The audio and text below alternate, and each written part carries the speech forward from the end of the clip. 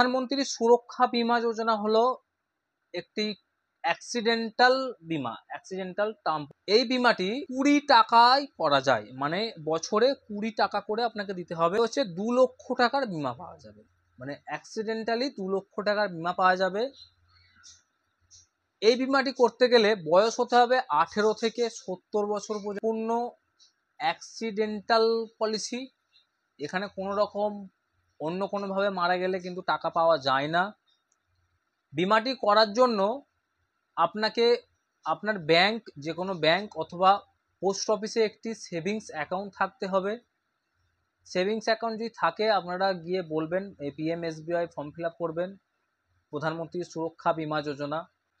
এই বীমাটি প্রত্যেকের একটি করে রাখা অত্যন্ত। কোনো মানুষ চায় না যে কিছু হোক, তার কিছু হোক বা তার ফ্যামিলির কিছু হোক, কিন্তু যেভাবে দুর্ঘটনা চারদিকে বাড়ছে, বছরে 20 টাকা মানে কি, আপনি আজকে বাড়ি থেকে বেরোচ্ছেন, বাইরেটা পা দেবেন, আপনার 20 টাকা খরচা হবে। আপনি এটা দেখে নেবেন।